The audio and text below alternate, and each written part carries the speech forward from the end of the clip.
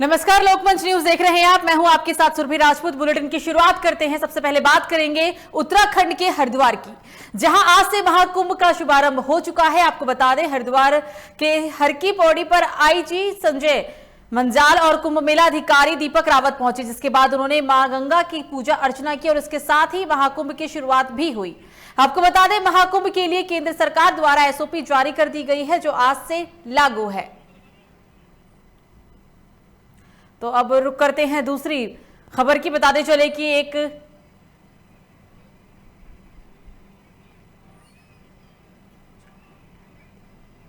तो आपको बता दें कि महाकुंभ की शुरुआत हो चुकी है। आज महाकुंभ का शुभारंभ हो चुका है। हरिद्वार के हर की पौड़ी पर आईजी संजय मंजाल और कुंभ मेला अधिकारी दीपक रावत पहुंचे, जिसके बाद उन्होंने मां गंगा की पूजा अर्चना की और इसके साथ ही महाकुंभ की शुरुआत भी हुई है। आपको बता दें कि महाकुंभ के लिए केंद्र सरकार द्वारा एसओपी जारी कर दिया गया है, क्योंकि कहा जा रहा था कि 1 अप्रैल को एक एसओपी जो है वो जारी कर दी जाएगी, जिसके तहत आज 1 अप्रैल है और 1 अप्रैल को यानी कि आज एसओपी जारी कर दी गई है, जो आज से लागू हो चुकी है।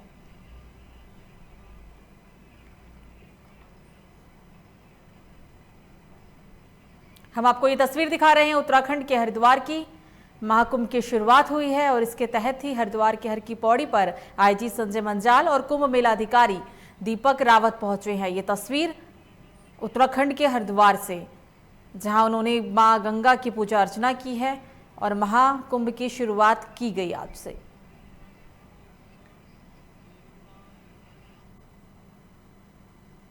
तो वहीं 1 अप्रैल से हरिद्वार में महाकुंभ की गंगा पूजन के साथ आधिकारिक रूप से शुरुआत हो गई है। कुंभ के पहले दिन बड़ी संख्या में भक्त गंगा स्नान के लिए पहुंचे हैं, जहां 30 अप्रैल तक चलने वाले महाकुंभ में गंगा स्नान के लिए श्रद्धालुओं को कोविड-19 के 72 घंटे पहले तक की आरटी-पीसीआर नेगेटिव रिपोर्ट लानी होगी। वहीं महाकुंभ के पहले दिन पुलिस ने भी सभी पुख्ता इंतजाम किए हैं। गुरुवार को कुंभ के पहले दिन यानी कि आज मेलाधिकारी दीपक रावत और आईजी कुंभ संजय गुंजाल ने मां गंगा की पूजा अर्चना की और साथ ही कुंभ के पहले दिन स्नान के लिए ज्यादातर लोग बिना मास्क के ही दिखाई दिए हैं। आपको बता दें, इस दरमियान सोशल डिस्टेंसिंग की भी जमकर धज्जियां उड़ाई गई है। वहीं दूसरी तरफ अगर हम बात करें तो महाकुंभ में शामिल हुए कई अखाड़ों के साधु संत भी यहां मौजूदा व्यवस्था से काफी नाराज हैं। साधु संत पहले से ही प्रशासन पर कुंभ की तैयारियों को पूरा नहीं करने का आरोप भी लगा रहे हैं, लेकिन प्रशासन के आगे साधु संतों की समस्याओं से ज्यादा बड़ी चुनौती कोरोना के खतरे को टालना है, जो अपने आप में ही एक बहुत बड़ी समस्या है।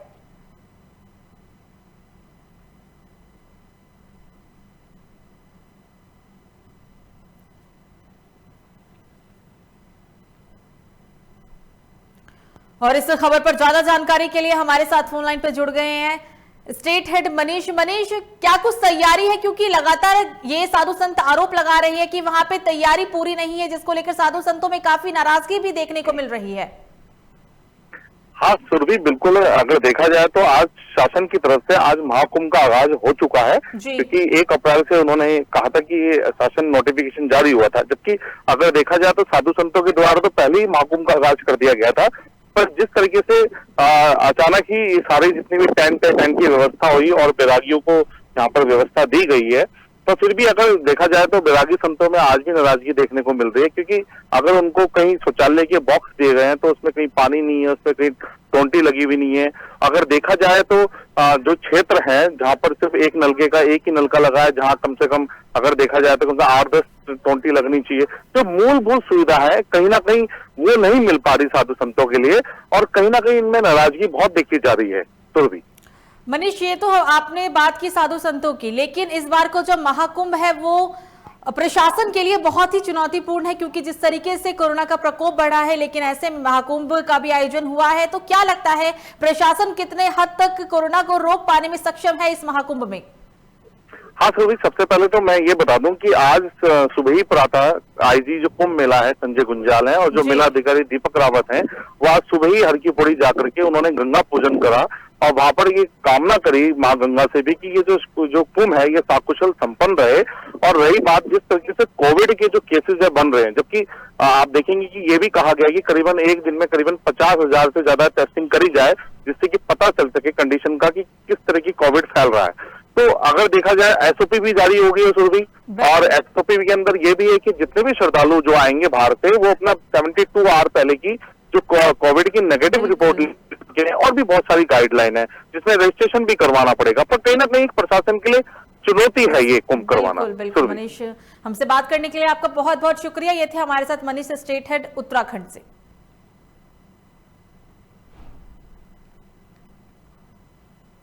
खबरों में आगे बढ़ते हैं और बात करते हैं यूपी के बलिया की, जहां बलिया में प्रधानी चुनाव लड़ने के लिए आजीवन अविवाहित रहने का प्रण लेने वाले 60 साल की उम्र में हाथी सिंह ने शादी रचाई है। पूरा मामला आपको बताते चले विकासखंड मुरला छपरा के शिवपुरा के करण छपरा पंचायत का है, जहां ग्राम पंचायत के लिए महिला सीट आरक्षित होने पर आनन फानन में उन्होंने शादी रचाई। बताया जा रहा है कि समाजसेवी जितेंद्र सिंह लंबे समय से ग्राम पंचायत चुनाव को लेकर इलाके में तैयारी कर रहे थे, तो वहीं शादी रचाने के बाद समाजसेवी पत्नी का ग्राम प्रधान चुनाव के नामांकन की तैयारी में जुट गए हैं।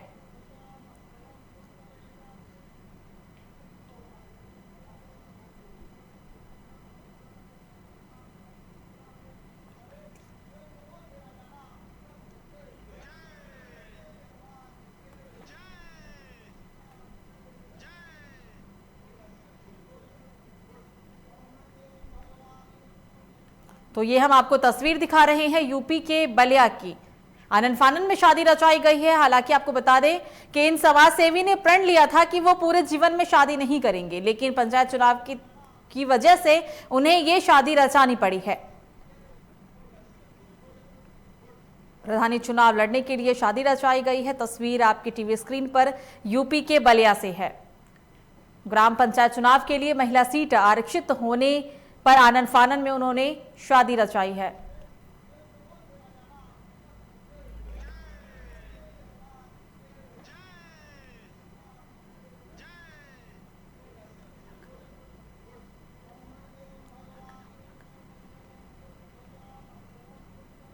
तो प्रधानी चुनाव लड़ने के लिए शादी रचाई गई है। बलिया में प्रधानी चुनाव लड़ने के लिए आजीवन अविवाहित रहने का प्रण लेने वाले 60 साल की उम्र में समाज सेवी हाथी सिंह ने शादी रचाई है। ये जो पूरा मामला हम आपको बता रहे हैं विकासखंड मुरली छपरा के शिवपुर के करण छपरा पंचायत का।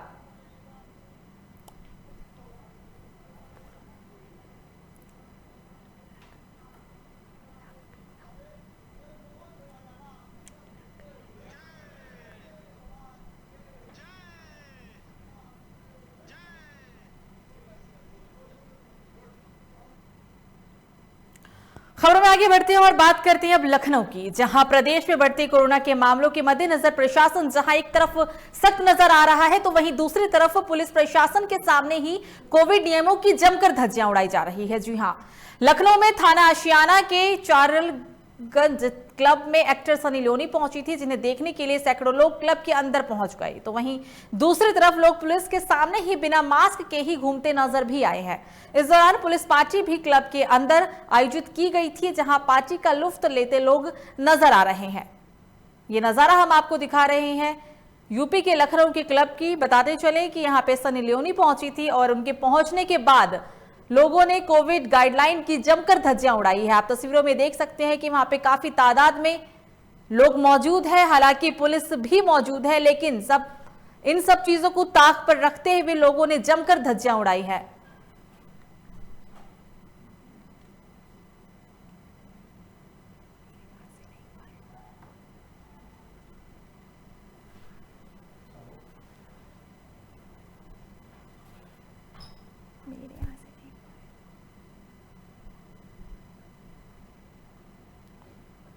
तो खबर उत्तराखंड के टिहरी से है, जहां गजा तहसील के सस्ता गल्ला गोदाम डीलर एसोसिएशन की बैठक में विभिन्न लंबित समस्याओं पर चर्चा हुई है, जिसके बाद उन्होंने शासन प्रशासन के समस्याओं के निवारण की मांग की है। आपको बता दें बुधवार को गजा में आयोजित गोदाम डीलरों की बैठक में प्रधानमंत्री गरीब कल्याण अन्न योजना के तहत कोविड काल में बांटे गए राशन का भांडा और लाभांश का भुगतान करने, राज्य खाद्य योजना में भी राष्ट्रीय खाद्य योजना के तहत लाभ दिए जाने और साथ ही साथ गोदाम में इलेक्ट्रॉनिक तराजू का इस्तेमाल करने, सस्ता गल्ला विक्रेताओं को हर महीने 20,000 रुपए मानदेय देने और गोदाम में कटे फटे कट्टों पर भी रोक लगाने की मांग की गई। हमारी मांग ये थी कि अभी विगत जो है कोरोना काल में जो है हमने जो है निःशुल्क राशन वितरित की है, जो कि प्रधानमंत्री गरीब कल्याण योजना के तहत। लेकिन अफसोस की बात है कि अब तक उसका हमें न तो कोई भाड़ा मिला है न कोई लाभांश। तो सबसे पहले तो मेरी जो है ये शासन से जो है मांग है कि ये जो है हमारी इस भाड़े को लाभांश का शीघ्र भुगतान किया जाए। और अपने डीएसओ साहब से एक गुहार लगा चुके हैं कि हमें जो है गोदाम में कांटे की व्यवस्था चाहिए, लेकिन जब जाए तो सीधी एक बात करते हैं, जी डीएसओ साहब से पता करो। डीएसओ साहब के पास जाते हैं, डीएसओ साहब बोलते हैं हमारे पास बजट नहीं है। हमने मुख्यमंत्री तक इस चीज़ का प्रावधान रखा, मुख्यमंत्री बोलती है हमारे पास बजट नहीं है, जैसे बजट आएगा हम आपको जो है गोदामों में तराजू जो है उपलब्ध करवा। तो वहीं लॉकडाउन से उभर कर आए लोगों के लिए अलीगढ़ में परिवहन विभाग की तरफ से बड़ी छूट दी गई है। अलीगढ़ प्रशासन ने परिवहन के कागजों में विलंबन में लगने वाले जुर्माने को 3 महीने के लिए खत्म करते हुए आम जनता को सौगात दी है।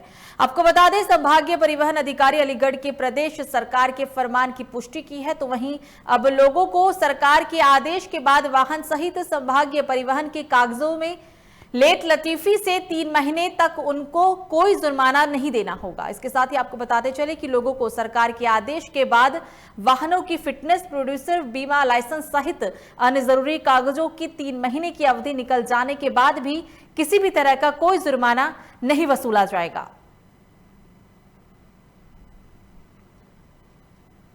तो आपको बता दें कि वाहनों की फिटनेस, बीमा, लाइसेंस पर 3 महीने की छूट दी गई है। हालांकि तारीख निकलने के बावजूद भी अगर 3 महीने पूरे हो भी चुके हैं, उसके बावजूद कोई भी जुर्माना नहीं वसूलने की बात कही गई है।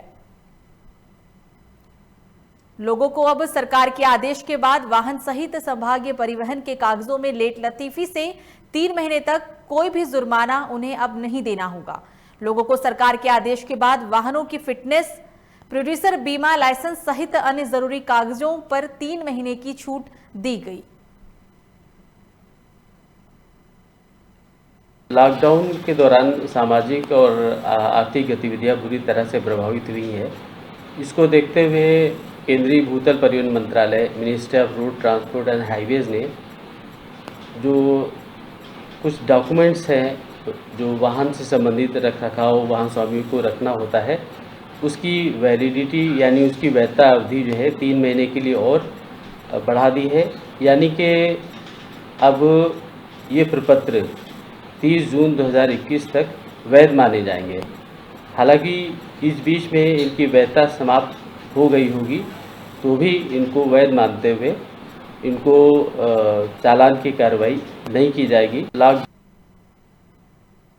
खबर उत्तराखंड के टिहरी से है, जहां रानी चौरी में टिहरी वन प्रभाग द्वारा वर्ल्ड वॉचिंग के माध्यम से अन्य प्रदेशों से आए स्कूली बच्चों को ट्रैकिंग रूट पर घुमाया गया है। आपको बता दें कि पक्षियों और प्रकृति से किस प्रकार से इंसान को जोड़ना चाहिए, इस बात पर टिहरी वन प्रभाग के क्षेत्राधिकारी आशीष डिमरी ने कहा कि हमारा बच्चों को घुमाने का प्रयोजन था ताकि वन विभाग, वन जंतुओं, उन पक्षियों, वन संपदा से हर आदमी का लगाव हो सके। उन्होंने ये भी कहा कि हम अप्रैल महीने में ऐसे भी बच्चों को प्रकृति से जोड़ना सिखाएंगे।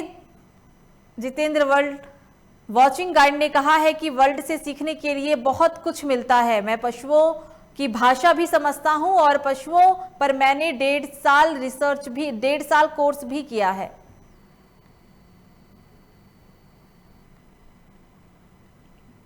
तो ये तस्वीर हम आपको दिखा रहे हैं उत्तराखंड के टिहरी से, जहां पर स्कूली बच्चों को घुमाया गया है। रानी चौरी में टिहरी वन प्रभाग द्वारा वर्ल्ड वॉचिंग के माध्यम से अन्य प्रदेशों से आए स्कूली बच्चों को ट्रैकिंग रूट पर घुमाया गया। आपको बता दें कि पक्षियों और प्रकृति से किस प्रकार से इंसान को जुड़ना चाहिए, इसके लिए ये ट्रैकिंग बच्चों को कराई गई है। इस बात पर टिहरी वन प्रभाग के क्षेत्राधिकारी आशीष डिमरी ने कहा है कि हमारा बच्चों को घुमाने का पहले से ही प्रायोजन था ताकि वन विभाग, वन जंतुओं और उन पक्षियों, वन संपदा से हर आदमी का लगाव हो सके।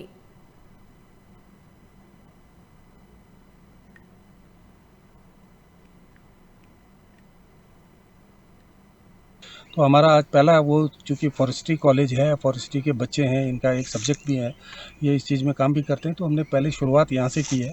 इनमें से भी बच्चे आगे स्क्रीन आउट करके हम अप्रैल में, जून में इनका एक थोड़ा सा इस तरीके के प्रोग्राम्स को कंटिन्यू करेंगे, ताकि ओरिएंटेशन होता रहे और बच्चे इस चीज़ में जिनकी ज़्यादा रुचि है वो आगे बढ़ सकें और इसको अपने एक कैरियर के रूप में या एक उस तरीके से अपना ऑप्ट कर सकें।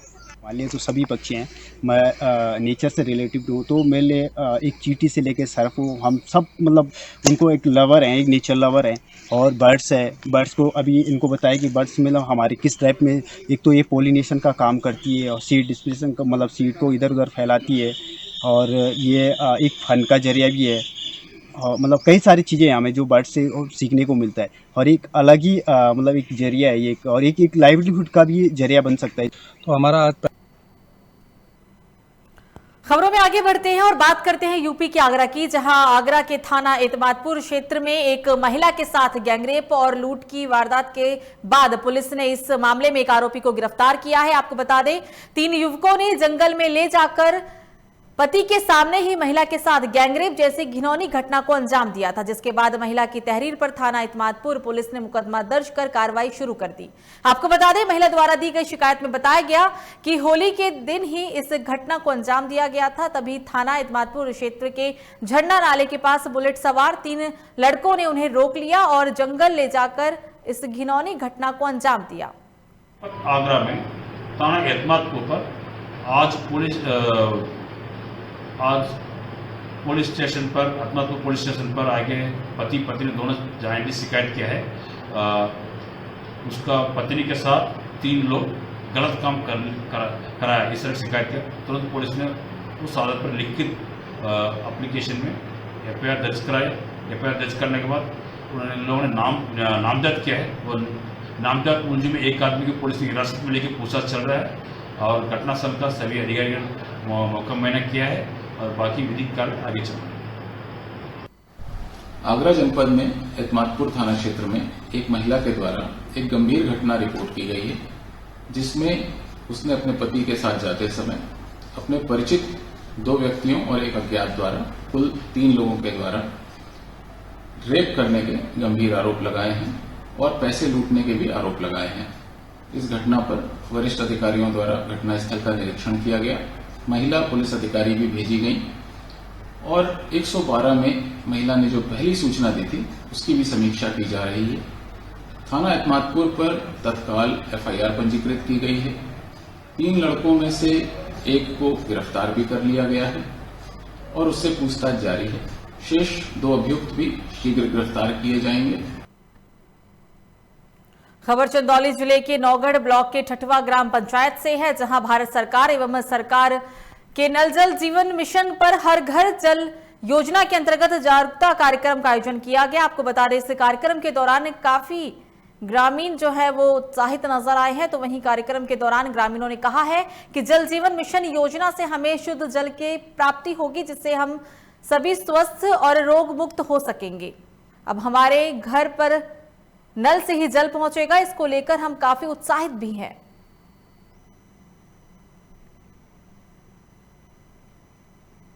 ये तस्वीर यूपी के चंदौली से है, जहां इस कार्यक्रम का आयोजन किया गया था और इस कार्यक्रम में ग्रामीण काफी उत्साहित दिखे। इसका उद्देश्य ये है कि हर घर को शुद्ध पेयजल मुहैया हमको कराना है और घर घर नल के माध्यम से पानी देना है। तो कैसी योजना है सर? ये जल जीवन मिशन योजना है, हर घर जल, और इससे जो है कि सरकार की मंशा है कि सबको शुद्ध पेयजल हर घर को उपलब्ध कराया जाए, जिससे कोई बीमारियां किसी के ग्राम पंचायत में, किसी के घर में न आनी। अभी हमारी योजना विकासखंड चकिया और विकासखंड नौगढ़ में चल रही है। ये लक्ष्य हमारा अगले माह तक हम लोग सभी ग्राम पंचायतों में लक्ष्य है हम लोगों का कि इसको लागू कर दिया जाए। ये हम लोगों के लिए जीवन में बहुत महत्वपूर्ण है, आने वाले पीढ़ियों के लिए भी बहुत महत्वपूर्ण है। ये जल शुद्ध होगा, होगा, बच्चे हैं जो आगे वाली पीढ़ी है वो भी स्वस्थ रहेंगे। ये हम लोगों को बहुत अत्युत्तम सुविधा है सरकार द्वारा दी गई। हम लोग चाहेंगे कि इसका जल्दी से जल्दी। अभी ये जो जल मिशन योजना का कार्यक्रम चल रहा है, इसको लेकर बताइए, इससे क्या आपको फायदा मिलेगा? फायदा मिलेगा, हम लोग अच्छा पानी पिएंगे, शुद्ध जल पिएंगे, हर रोगों से दूर रहेंगे जिससे आम आदमी का जीवन जल्दी से चल सके। खबरों में आगे बढ़ते हैं और बात करते हैं यूपी के गोरखपुर की, जहां गोरखपुर के ग्रामीण इलाके गगहा में बदमाशों ने देर रात इलेक्ट्रॉनिक्स दुकानदार और उनके कर्मचारियों की गोली मारकर निर्मम हत्या कर दी और वारदात को अंजाम देकर मौके से फरार हो गए। आपको बता दें, घटना के बाद व्यापारियों और ग्रामीणों ने NH-29 पर चक्का जाम भी किया, तो वहीं इस दौरान कुछ वाहनों पर भी पथराव किया गया। घटना की जानकारी मिलते ही मौके पर पहुंचे आला अधिकारियों ने लोगों को शांत कराया और जल्द ही मामले की कार्रवाई की बात कही गई।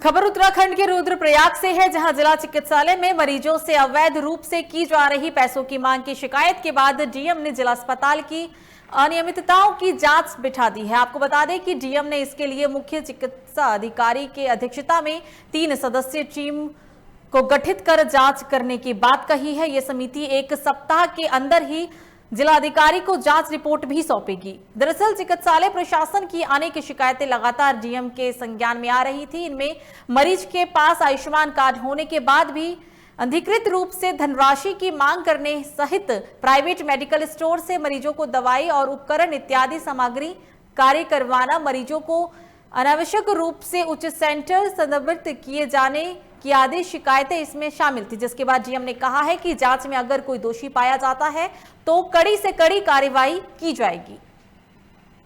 जिनके पास हमारा गोल्डन कार्ड है, आयुष्मान कार्ड है, उनसे धनराशि की डिमांड करी जा रही है या बाहर की दवाइयाँ उनको प्रिस्क्राइब करी जा रही हैं या फिर अननेसेसरीली रेफर किया जा रहा है, तो ये सीरियस प्रकृति के और स्वास्थ्य जैसे विषय में लापरवाही के इश्यूज प्रथम दृष्टया प्रतीत होते हैं, जिसके संबंध में मुख्य विकास अधिकारी, सीएमओ और सीएमएस की एक जॉइंट जांच समिति बना के इस पे जांच के और इस पे उसको पता करने के लिए निर्देश दिए गए हैं। जिनके पास हमारा खबरों में आगे बढ़ते हैं और बात करते हैं यूपी के हापुड़ की, जहां हापुड़ के थाना बहादुरगढ़ पुलिस ने चेकिंग के दौरान पंचायत चुनाव में इस्तेमाल किए जाने वाले भारी मात्रा में अवैध हथियार को बरामद किया है और साथ ही पुलिस ने अवैध हथियारों के साथ 4 तस्करों को भी गिरफ्तार किया है। बताया जा रहा है कि आरोपियों से बरामद किए गए हथियारों का इस्तेमाल आगामी पंचायत चुनाव में किया जाना था, तो वहीं पुलिस ने इस दौरान 6 तमंचा, 2 राइफल, 4 पोनिया और भारी मात्रा में अवैध कारतूस बरामद किया। फिलहाल पुलिस गिरफ्तार हुए आरोपी से पूछताछ में जुटी हुई है।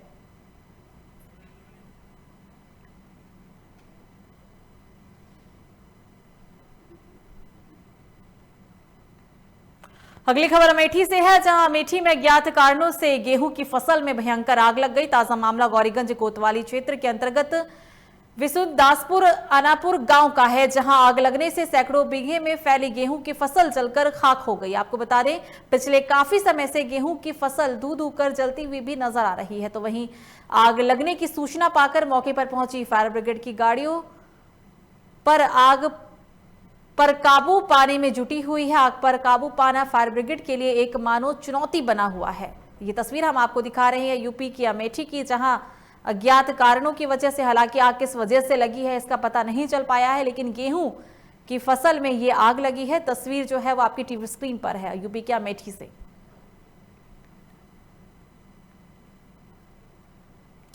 तो वहीं कन्नौज के रेंगवा गांव में किराने की दुकान में भीषण आग लग गई। आपको बता दें कि आग लगने से दुकान में रखा लाखों का सामान जलकर राख हो गया। आग लगने की सूचना पर दमकल की गाड़ियां मौके पर पहुंची, जिसके बाद आग पर काबू पाया जा सका। फिलहाल आग लगने की कारणों का पता नहीं चल पाया है।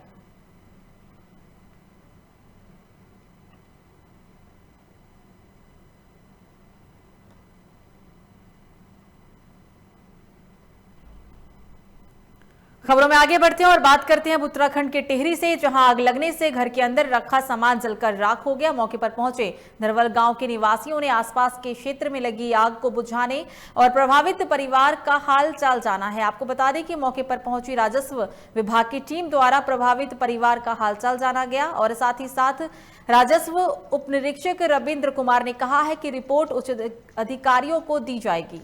आपको बता दें, इस दरमियान उन्हें हर संभव मदद देने का भी वादा किया है।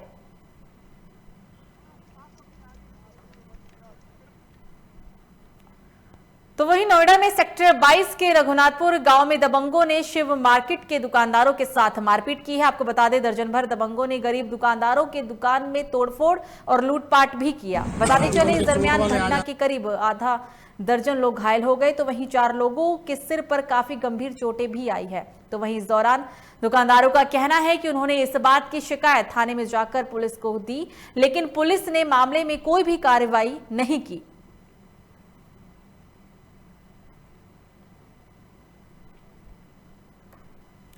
तो वहीं लखीमपुर खीरी के दुधवा नेशनल पार्क के जंगल में भीषण आग लगने का मामला सामने आया, जिसके बाद दुधवा प्रशासन व वन विभाग की टीम आग बुझाने में लगी, लेकिन आग पर काबू पाया नहीं जा सका। आपको बता दें, आग लगने से दर्जनों जंगली जानवरों के मरने की भी आशंका जताई जा रही है। तो वहीं आग लगने की सूचना पर दर्जनों फायर ब्रिगेड की गाड़ियों को बुलाया गया, जिसके बाद आग पर काबू पा लिया गया।